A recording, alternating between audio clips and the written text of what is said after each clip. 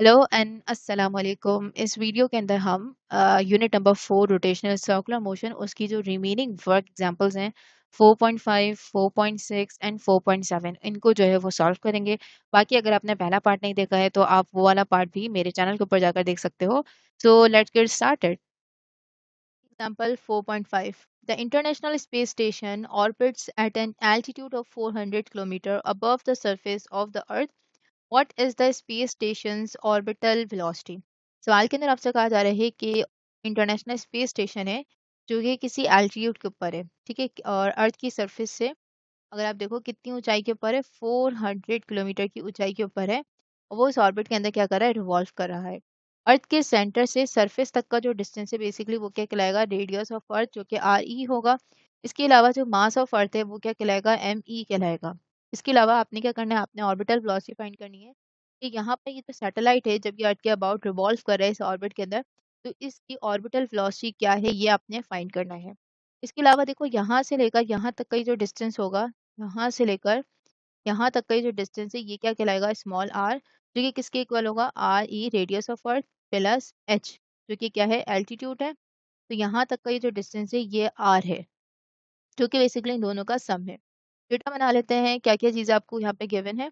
तो यहाँ पर बनाएंगे गिवन डेटा।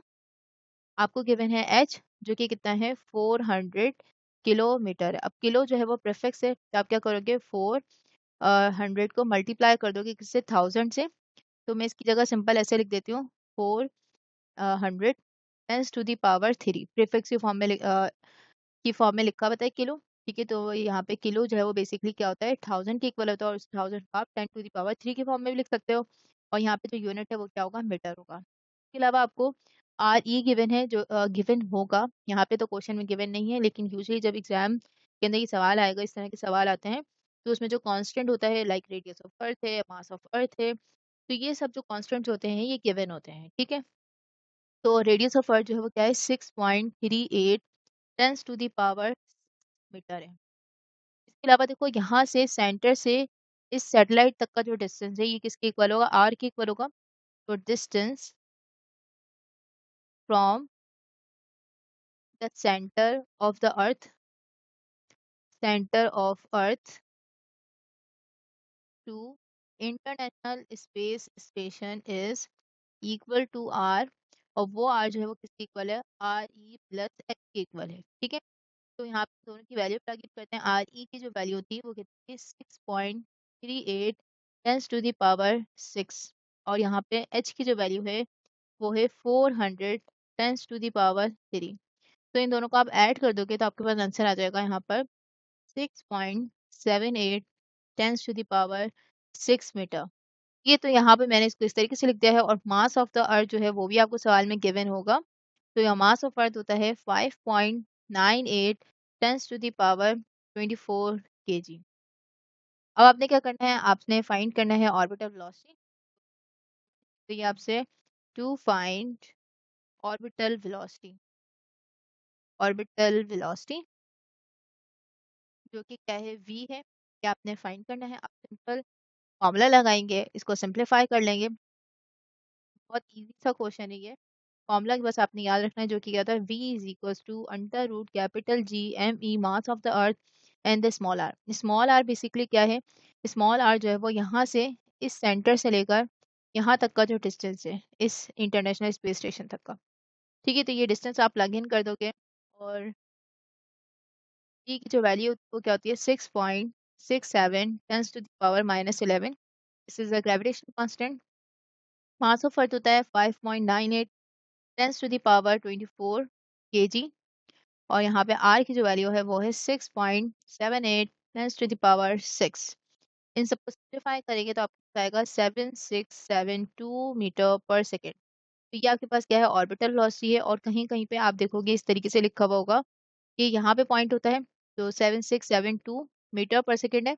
तो पॉइंट कहाँ है, लास्ट में अगर कहीं नहीं होता है तो इस पॉइंट को उठाकर मैं यहाँ लेकर आऊँ।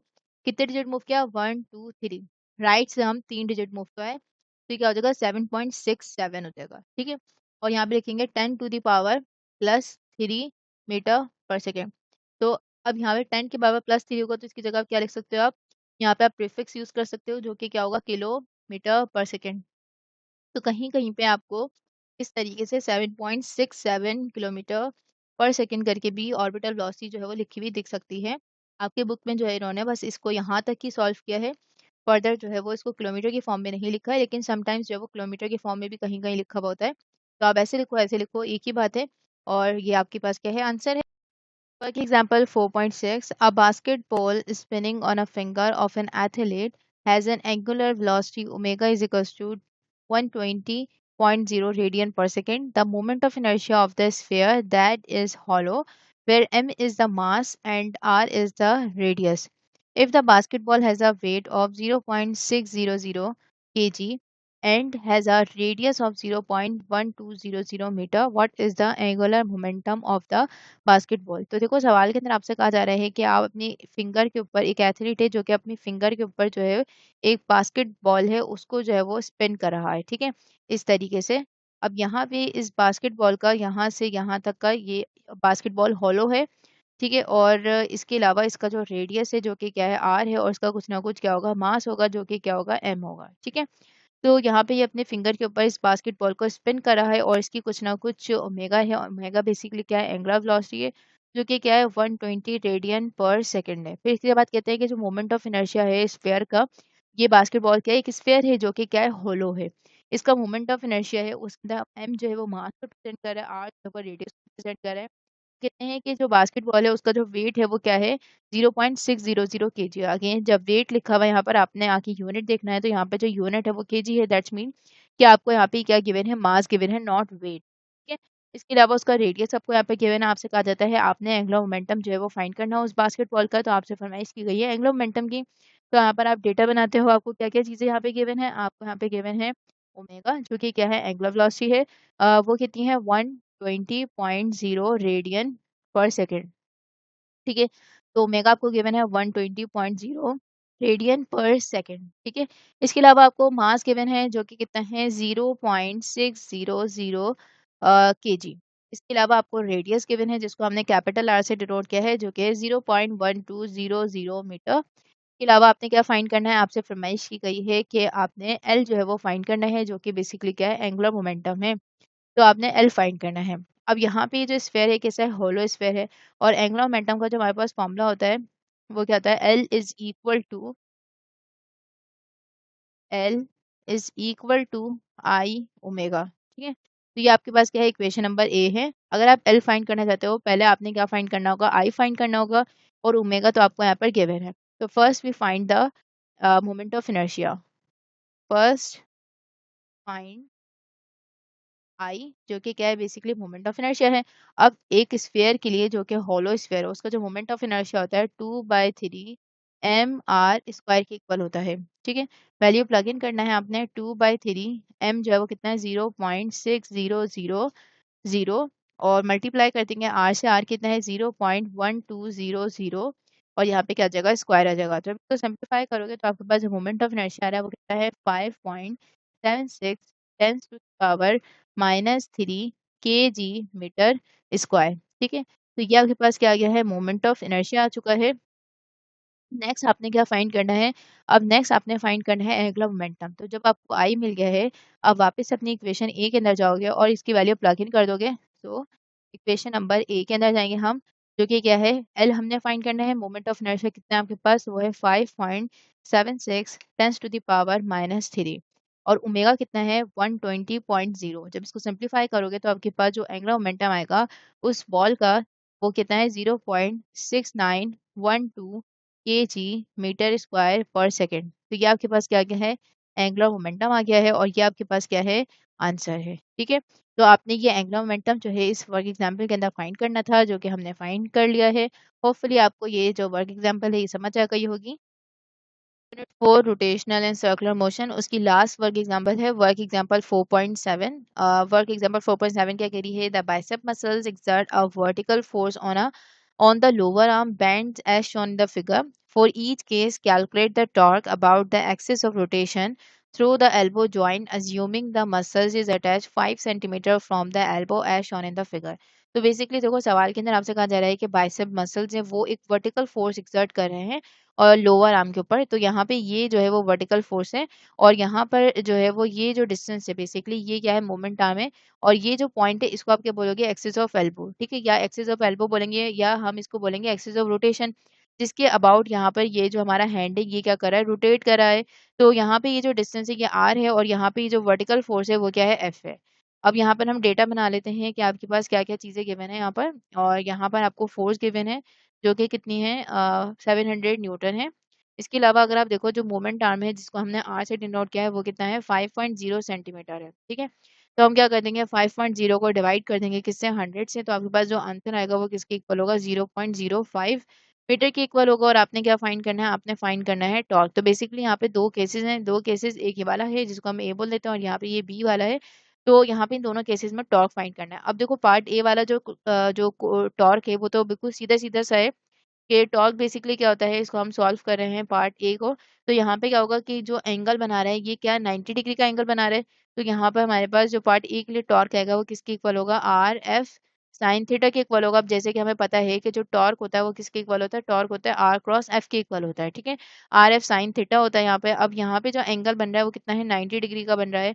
तो यहाँ पे मैक्सिमम टॉर्क लगेगा जो कि क्या होगा आर एफ साइन 90। साइन 90 जो है वो 1 के इक्वल होता है, आर की वैल्यू कितनी है 0.05 है और एफ की जो वैल्यू है वो कितनी है 700 है। ये इससे मल्टीप्लाई हो जाएगा तो आपके पास जो टॉर्क आएगा वो किसके इक्वल हो जाएगा 35 न्यूटन मीटर के इक्वल हो जाएगा, ठीक है। तो यहाँ पे ये आपके पास क्या आ गया है टॉर्क आ गया है। अब देखो दूसरा जो पार्ट है उसके अंदर अगर आप इसको देखो तो यहाँ पर अब ये 90 डिग्री का एंगल नहीं बना रहा बल्कि कुछ एंगल बना रहा है। और यहाँ पे अगर आप देखो इसको, यहाँ पे ये आपके पास क्या है मोमेंट आर्म है जो कि क्या है आर। अब मैं इसको थोड़ा बड़ा करके बना रही हूँ। तो देखो ये आपके पास क्या था ये वाला वो पॉइंट था, ठीक है, एल्बो का, जिसको हमने क्या था एक्सिस ऑफ रोटेशन बोला था, ये एक्सिस ऑफ एल्बो है, ठीक है। तो यहाँ पर अगर आप देखो जो वर्टिकल फोर्स लग रही है वो इस तरीके से वर्टिकली लग रही है ऊपर की तरफ, राइट। और यहाँ पे ये जो आपका मोमेंट आर्म है अब ये जो है वो कुछ एंगल बना रहा है, यहाँ पे कुछ एंगल है जो कि कितना है यहाँ से 30 डिग्री का है। लेकिन अगर आप यहाँ से देखोगे तो वो जो एंगल है वो कितना है 90 डिग्री, ओ सॉरी 60 डिग्री का है, ठीक है। तो ये एंगल 60 डिग्री का है। वैसे ओवरऑल यहाँ पे एंगल क्या बनता है 90 डिग्री का होता है। तो जब ये 30 का है तो बाकी रिमेनिंग वाला एंगल कितना होगा 60 डिग्री का होगा और ये आपके पास क्या है आर है। अब यहाँ पे होगा क्या है कि ये जो आपका आर है ये दो कंपोनेंट्स के अंदर ब्रेक हो जाएगा। कौन कौन से कंपोनेंट्स बनेंगे, एक तो आपके पास ये वाला कंपोनेंट होगा, ठीक है, ये वाला कंपोनेंट।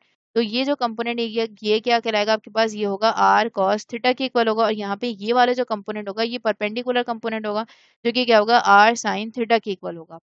यहाँ पे क्या करोगे आप, जब ये वाला कंपोनेंट यहाँ पे अगर डिस्प्लेस करवाओगे तो ये तो बेसिकली टॉर्क प्रोड्यूस नहीं कर सकता क्योंकि फोर्स इस तरीके से आर इस तरीके से है, तो दोनों क्या है एंटी पैरेलल है, तो यहाँ पे टॉर्क प्रोड्यूस नहीं होगा। हमें पता है कि टॉर्क के लिए क्या होना चाहिए, ये आपस में क्या हो परपेंडिकुलर है। जबकि आप क्या करोगे ये वाला जो कंपोनेंट है इसको डिस्प्लेस करके आप यहाँ पर लेकर आओगे तो ये क्या कर रहा है, ये वाला जो कंपोनेंट है आर साइन थीटा ये इसके साथ क्या परपेंडिकुलर है।